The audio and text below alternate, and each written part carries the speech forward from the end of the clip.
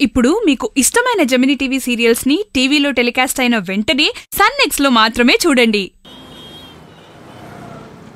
That was a very successful meet. I am happy on that. Daddy. 1 minute. Daddy.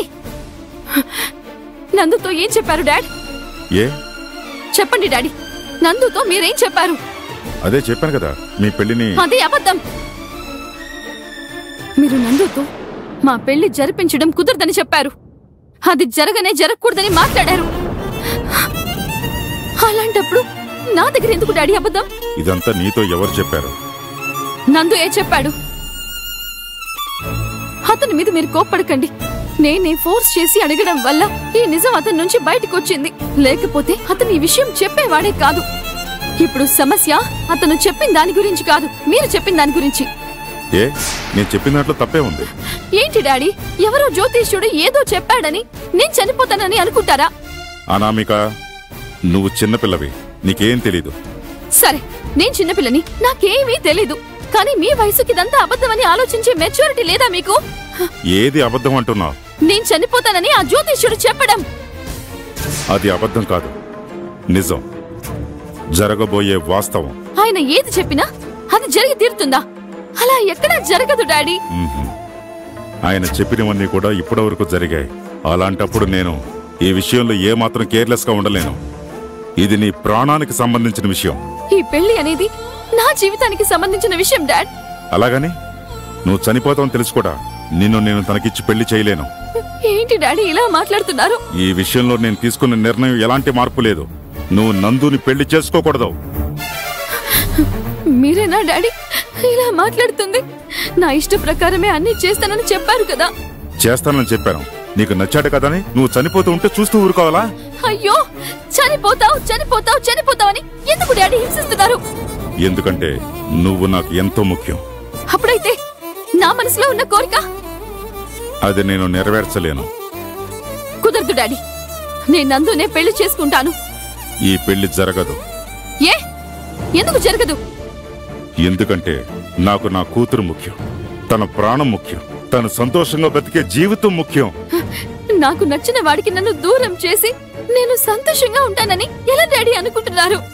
సరే, నువ్వు సంతోషంగా ఉండాల్సిన అవసరం లేదు, కానీ ప్రాణాలతో ఉండు, నాకు అది చాలమ్మా. డాడీ, నందు లేకపోతే నేను బతుకున్న ప్రాణాలతో లేనట్టే. అర్థం కావట్లేదా మీకు? దాని గురించి నాకు అస్సలు బాధ లేదు. నువ్వు అతని పెళ్లి చేసుకోకూడదు. అన్నయ్య, ఏం జరుగుతుంది ఇక్కడ? మీ ఇద్దరు అరుస్తున్న అరుపులు కింద వరకు వినబడుతున్నాయి. ఏమైంది? అత్త, నేను నందును పెళ్లి చేసుకుంటాను అంటే ఆ రోజు ఓకే అని చెప్పారు కదా, ఇప్పుడు కుదరదు అని చెప్తున్నారు. ఏమైందన్నయ్య? నేను జ్యోతిష్ని పిలిపించి చూపించాను. ఈ పెళ్లి జరిగితే తన ప్రాణాలకే ప్రమాదం. ఏంటత్త, ఈ రోజుల్లో ఎవరైనా ఇవి నమ్ముతారా? నేను నమ్ముతాను. నా కూతురికి ఏమి జరగకూడదు అనుకుంటున్నాను. అది తప్పే. ఎవరో ఒక జ్యోతిష్యుడు ఏదో చెప్పాడని కళ్ళ కూతురు ఇష్టాన్ని వ్యతిరేకంగా ప్రవర్తించడం తప్పే. కోరికలు పరిస్థితిని బట్టి మారుతూ ఉంటాయి, కానీ ఒక జీవితం పోతే తిరిగి రాదు. అది తెలుసుకో. భగవంతుడా, మీరిద్దరూ కొంచెం ప్రశాంతంగా ఉంటారా? అన్నయ్య, తనతన్ని ఇష్టపడుతుంది కదా. ఆ ఇష్టంలో తన ప్రాణాలకు ప్రమాదం ఉంది మంగ, అది అర్థం చేసుకో. కాలి బూడిదవుతుందని తెలిసిన చెట్టు మీద ఏ పక్షాన్ని గూడు కట్టుకుంటుందా? లేదు కదా. అలాంటప్పుడు నేను చెప్పిన దాంట్లో తప్పే ఉంది. ఈ పెళ్లి జరిగితే తను చనిపోతుందని తెలిసిన తర్వాత కూడా అసలు నేను ఈ పెళ్లికి ఎలా ఒప్పుకోగలను? ఇదే నా నిర్ణయం. ఓ, మీ నిర్ణయాన్ని మీరు చెప్పేశారు కదా, అదే విధంగా నా నిర్ణయం కూడా నేను చెప్తున్నాను. నందుయే నా హస్బెండ్, అతన్నే నేను పెళ్లి చేసుకుంటాను. కానీ మీరు చెప్తున్నట్టుగా చావడానికి మాత్రం కాదు, అతనితో కలిసి జీవితాంతం హాయిగా బతకడానికి. ఎవరు తలుచుకున్నా కూడా ఇది అడ్డుకోవడం మాత్రం అసాధ్యం.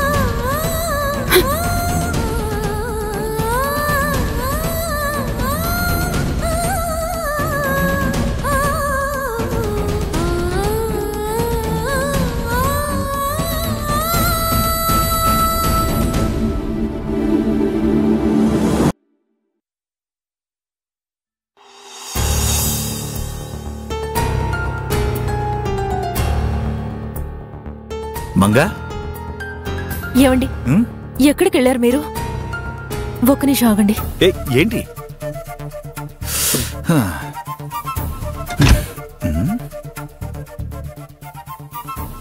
ఏమండి ఇంట్లో ఎంత పెద్ద గొడవైందో తెలుసా?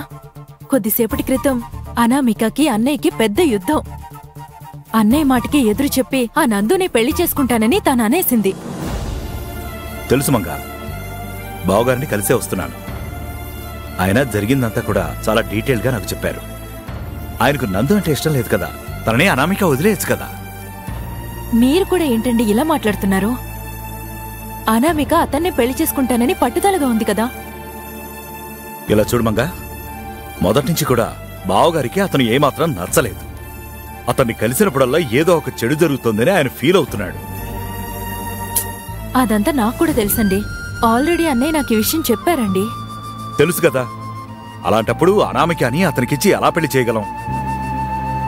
అది నందువల్ల అనామిక ప్రాణాలకే ప్రమాదం అని తెలిసి ఈ పెళ్లికి మాత్రం ఆయన ఖచ్చితంగా ఒప్పుకోరు. అలా చేస్తే అనామికని చంపుకున్నట్లే మంగా. మరిప్పుడు దీనికి పరిష్కారం ఏంటండి? ఈ విషయానికి సంబంధించినంత వరకు బావగారు ఎప్పుడో నిర్ణయం తీసేసుకున్నారు. అలాంటప్పుడు ఇంతటితో ఇది ముగిసిపోయింది అని అర్థం. ఇక నందు అనామిక ఒక్కటి అవ్వనే అవ్వకూడదు. మీరేంటండి అన్నయ్య కంటే కూడా వాళ్ళిద్దరూ ఒకటవ్వకూడదని ఇంత పట్టుదలగా ఉన్నారు? అవును మంగా, అందులో ఏంటి అనుమానం నీకు? ఇది బావగారి నిర్ణయం మీద నాకున్న గౌరవం, ఆయనంటే నాకున్న మర్యాద. అందువల్ల నేను ఆయన వైపే నిలబడతాను. ఇలా చూడు, అనామిక ఎలాగైనా మనింటమ్మాయి. తను అతన్ని ఇష్టపడటం మనకి సంతోషమే. కానీ ఆ ఇష్టమే తనకి ఆపదగా మారుతున్నప్పుడు బావగారు తీసుకున్న నిర్ణయమే కరెక్ట్. అందువల్ల అనామిక పెళ్లికి సంబంధించినంత వరకు బావగారు ఏం చెప్తారో అదే నేను ఫాలో అవుతాను. నువ్వు కూడా అదే చెయ్యి, అర్థమైందా?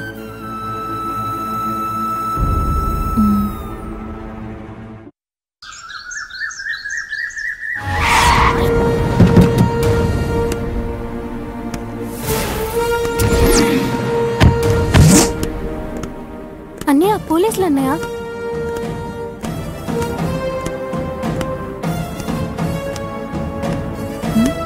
అమ్మా, ఏంటిది? మీ ఇద్దరు లోపలికి వెళ్ళండి. భద్రా, వెళ్దాం. చెప్పండి సార్, ఏంటి ఇలా వచ్చారు? ఏముంటుంది, మీ నాన్న ఎక్కడో ఏదో తగలబెట్టుంటాడు. అమ్మా, కొంచెం సైలెంట్ గా ఉండమ్మా. అదిగో కల్పనా? వచ్చారు చూడు. ఏంట్రా పోలీసులు వచ్చారు? సార్, ఏం లేదు సార్, మీ అబ్బాయిని స్టేషన్కి తీసుకెళ్ళాలి. స్టేషన్ కా? మా తమ్ముడు ఏం చేశాడని స్టేషన్ కి తీసుకెళ్తున్నారు? రే, ఏమైందిరా?